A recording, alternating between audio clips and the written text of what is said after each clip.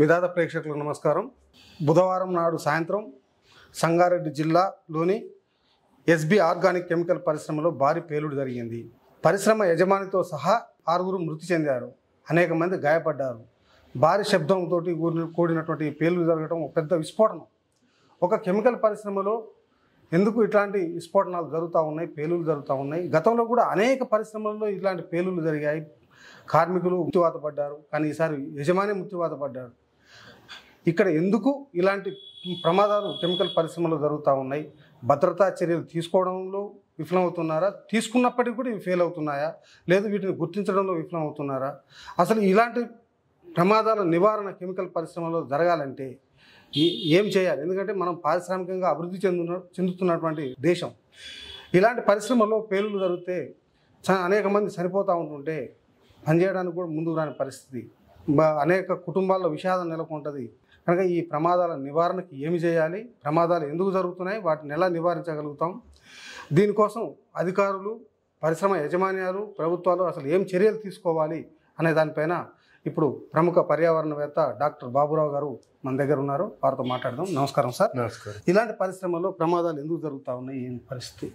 పరిశ్రమల్లో ప్రమాదాలు జరగటానికి ప్రధానమైన కారణము ఒక రకంగా బాధ్యతారాహిత్యమేనండి. బాధ్యతారాహిత్యమే ఎక్కువగా.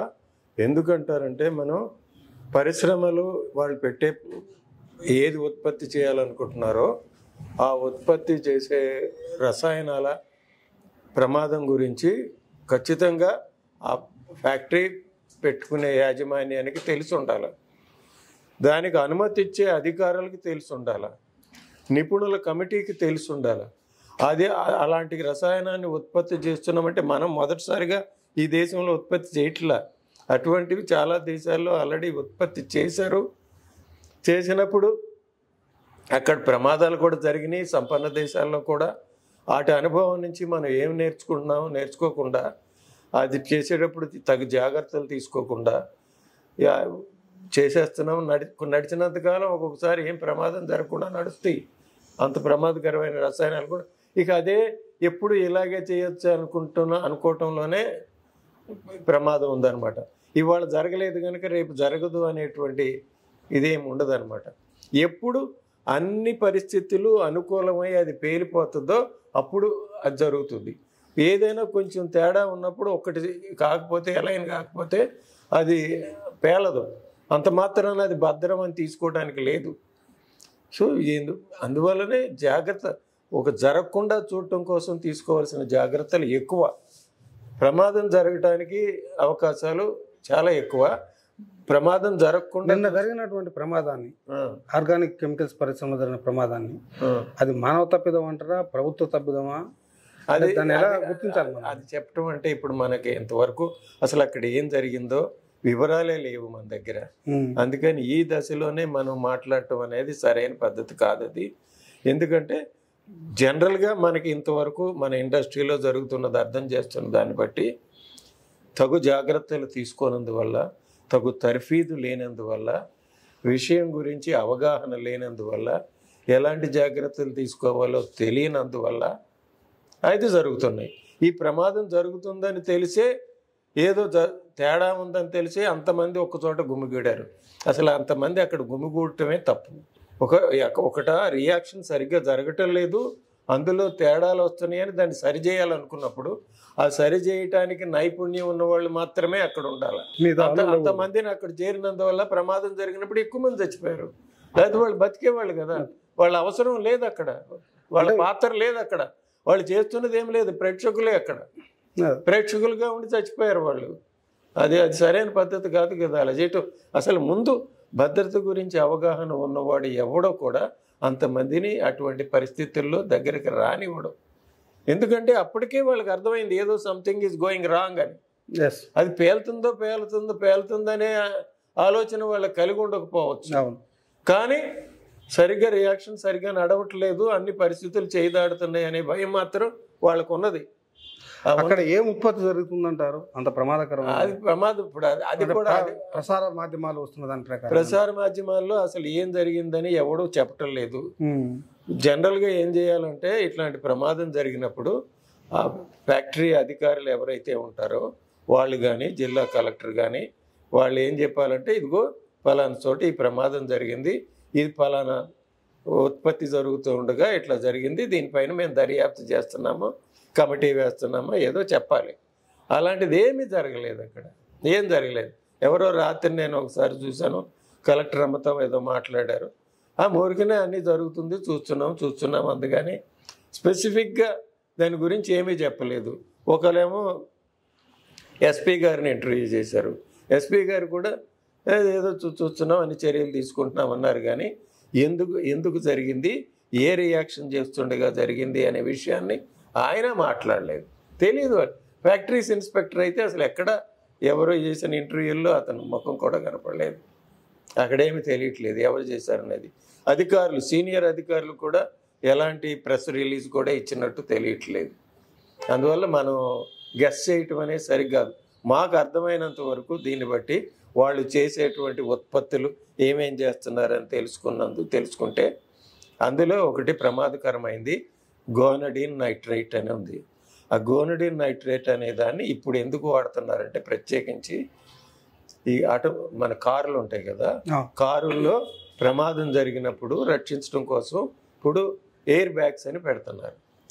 ఏదన్నా కారు గుద్దుకోగానే ఒక్కసారిగా ఆ ఎయిర్ బ్యాగ్ ఇన్ఫ్లేట్ అయ్యి ఆ ఫ్రంట్ సీట్లంతా వచ్చేసేసి దెబ్బ తగ్గకుండా ముందు కూర్చున్న వాళ్ళని కాపాడుతుంది. అది దానికోసం పెడుతున్నారు. అది ఆ ఎయిర్ బ్యాగ్స్లో వాడటం కోసం ఇది తయారు చేస్తున్నారని చెబుతున్నారు. దీనికి ఆ ఎయిర్ బ్యాగ్స్ గురించి చెప్పే ముందు మనకి ఇంకోటి కూడా, హైదరాబాద్లోనే ఇంతకుముందు సోడియం మెజైడ్ అనే ఒక పరిశ్రమ ఉండేది. పార్సన్ కెమికల్స్ అనేవాళ్ళు తయారు చేసేవాళ్ళు. దాని టెక్నాలజీని ఐఐసిటి హైదరాబాద్ నుంచి తీసుకుని వాళ్ళు ఉత్పత్తి చేశారు. అది కూడా ఎయిర్ బ్యాగ్స్లో పెట్టడం కోసమే. ఆ ఎయిర్ బ్యాగ్స్లో పెడుతూ ఉత్పత్తి చేస్తున్న క్రమంలో అది తర్వాత దాని సోడియం మెజైడ్ని వాడకూడదు అని చెప్పి నిషేధించారు. అప్పుడు ఎయిర్ బ్యాగ్స్ ఎక్కడ కూడా అసలు సోడియం మెజైడ్ ఎయిర్ బ్యాగ్స్లో వాడకూడదు, బికాజ్ ఆఫ్ ఇట్స్ టాక్సిసిటీ. అది చాలా ప్రమాదకరమైంది, హానికరమైన వాయువులు వస్తాయి దాని నుంచి, అందువల్ల దాన్ని వాడవద్దు అన్నారనమాట. అందుకని అది ఆపేశారు ఇప్పుడు. కానీ అది ఉత్పత్తి చేసే క్రమంలో చాలామంది కార్మికులు చచ్చిపోయారు. ఎందుకంటే అది కూడా సాలిడ్ పౌడరే, తెల్లటి పౌడర్గానే ఉంటుంది. కానీ అది దాని నుంచి స్మెల్ వస్తుంది, స్వీట్ స్మెల్ వస్తుంది. మామూలుగా స్వీట్ స్మెల్ ఉంటే ఎవరు కదా పీల్చుకుంటూ పోతూ ఉంటారు. ఆ బ్యాగింగ్ చేసేవాళ్ళు పీల్చేవాళ్ళు పొద్దున్న నుంచి సాయంత్రం దాకా బ్యాగింగ్ చేస్తూ పీల్చి తర్వాత మత్తుగా నిద్రలోకి పోయేవాళ్ళు. ఆ నిద్రలోకి పోయి నిద్రలోనే కోమాలోకి వెళ్ళి చచ్చిపోయారు చాలామంది, అంతమంది చచ్చిపోయారు. ఇప్పుడు ఇది ఒకళ్ళ కాపాడటం కోసం వాడే కెమికల్ కొందరు మరణానికి కారణం అవుతుంది. ఎందుకంటే అక్కడ జాగ్రత్త తీసుకుంటున్నారు కానీ ఈ ఉత్పత్తిలో జాగ్రత్తలు తీసుకోవట్లేదు. ఉత్పత్తిలో జాగ్రత్తలు తీసుకున్నట్టే ఇట్లా జరిగేది కాదు. అసలు ఎందుకు పేలింది, పేలే ముందే దాన్ని న్యూట్రలైజ్ చేయటానికి కానీ, దాన్ని క్వెంచ్ చేయటానికి కానీ, దాన్ని ప్రమాదం జరగకుండా కాపాడటానికి అందులో అమలుపరిచినటువంటి చర్యలు ఏమున్నాయి దాని గురించి మనకి ఏం తెలియదు. అంటే అసలు ఎలాంటి చర్యలు తీసుకుంటే ప్రమాదాల నుంచి కాపాడవచ్చు ఇట్లాంటి వాటి దీని ప్రపంచంలో చాలా చోట్ల ఉత్పత్తి చేస్తున్నారండి. ప్రమాదం లేకుండా చెయ్యొచ్చు, కానీ వాళ్ళు అక్కడ ఏం చేశారు మామూలుగా ఏం చేస్తే ప్రమాదం జరగకుంటుంటుంది. అయితే ఏమవుతుందంటే అక్కడ జనరల్గా ఇటువంటివి ఉన్నప్పుడు వాటిని వేరే రియాక్టర్లోకి పడిపోయేటట్టు చేస్తారు, క్వెంచ్ చేస్తారు.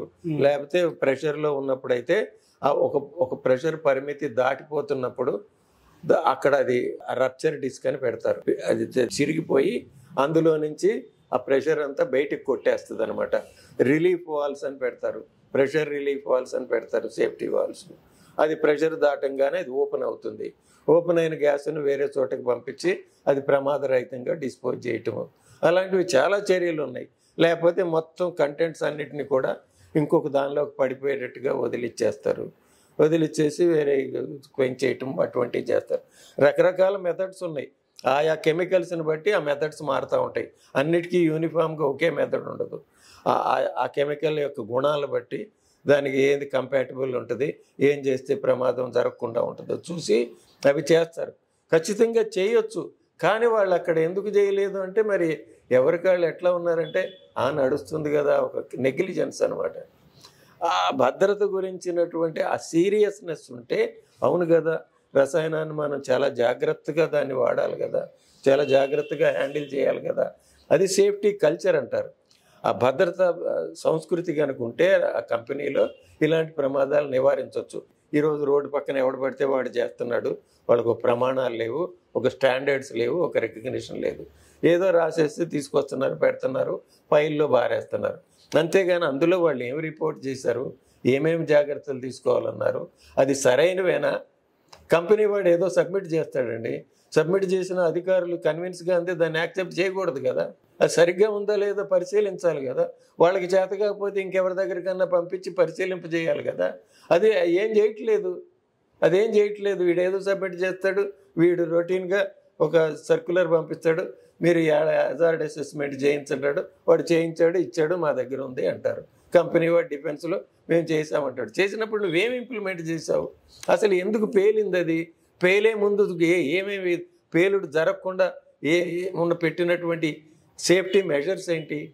అవి ఎవడో చెప్పట్లేదు కదా. అంటే ఇప్పుడు దీంట్లో యజమాని కూడా చనిపోయాడు, అంటే యజమానికి కూడా యజమాని అవగాహన లేదు కనుకనే చనిపోయాడు. యజమానికి ఆ మాత్రం తెలివి ఉంటే అక్కడ పోయేవాడు కాదు. మీకు ఒక ఉదాహరణ చెప్తాను.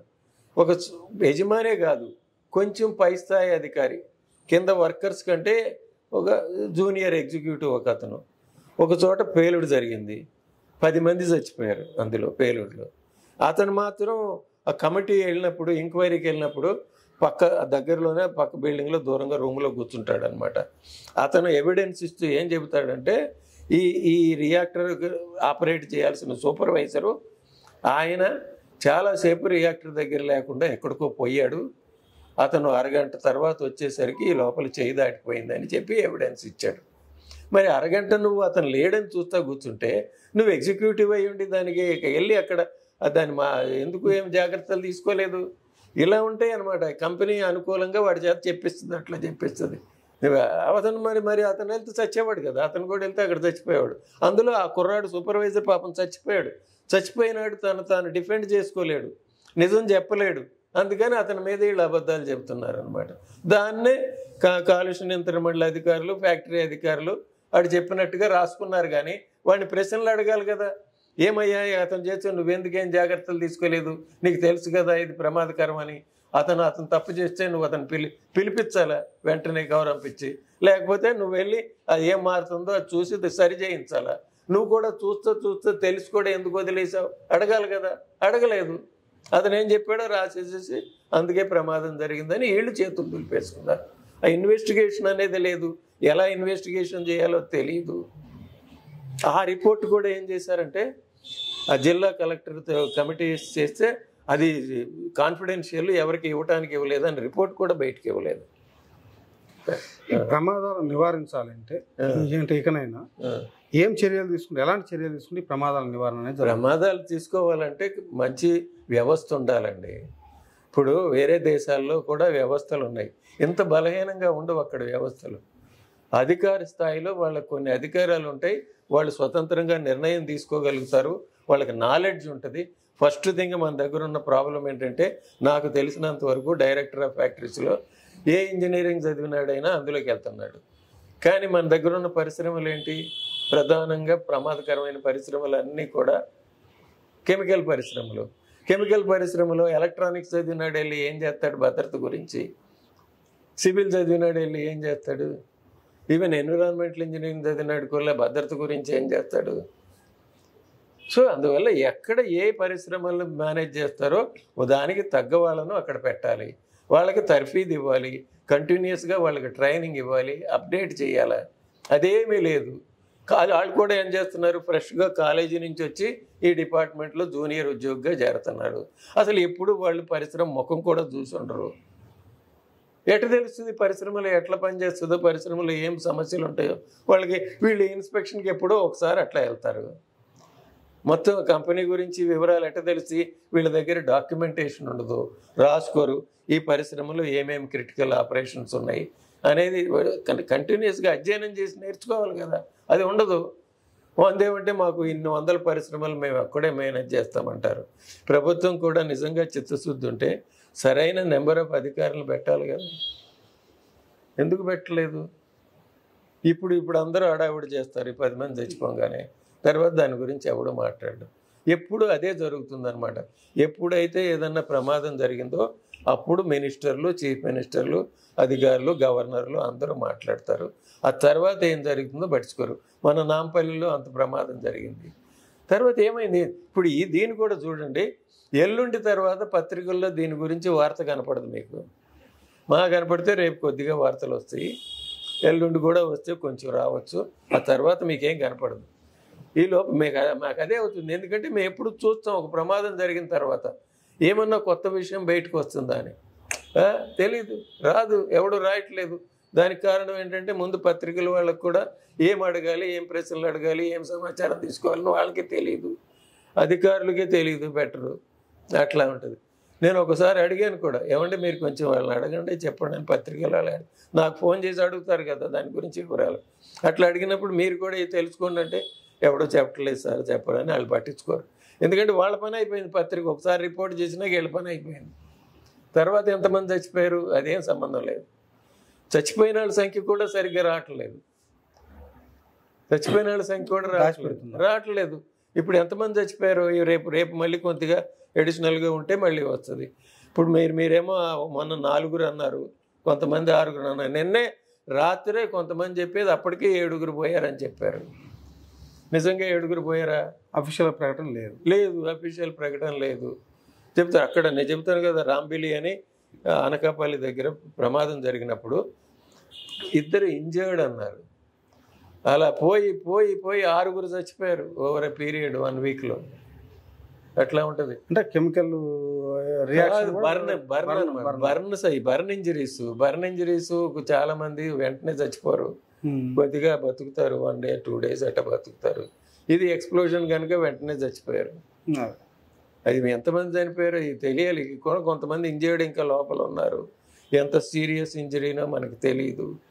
సో మెయిన్ ప్రాబ్లము పరిశ్రమల్లో ప్రమాదాల గురించి ఏమొస్తుందంటే ఓపెన్నెస్ లేదు, సమాచారము పబ్లిక్ డొమైన్లో లేదు, ప్రజల నుంచి ఇన్పుట్ ఉంటే తీసుకునే పని లేదు, మనం ఫోన్ చేసినా చెప్పరు. నాకు చాలాసార్లు అనుభవం అయింది అదే. అధికారులకు ఫోన్ చేస్తే దొరకరు, ముందు తీరు ఎవరును. వేరే పొల్యూషన్ కంట్రోల్ బోర్డు వాళ్ళేమో అసలు మాది కాదు ఇది, భద్రత మాకు సంబంధం లేదంటారు. అది పెద్ద తప్పు, అలా చెప్పకూడదు. వాళ్ళకి కాకుండా ఎట్లా ఉంటుంది? నువ్వు అనుమతులన్నీ నువ్వే ఇస్తున్నావు కదా వాళ్ళకి, పర్యావరణ అనుమతులు. అది భద్రమో కాదో తెలియకుండా అనుమతి ఎట్లా ఇచ్చావు నువ్వు? ఆ తర్వాత నువ్వు అనుమతి ఇచ్చిన తర్వాత అది పేలిపోయి జనం చచ్చిపోతూ ఉంటే మోరల్ రెస్పాన్సిబిలిటీ మీకు ఉండదా?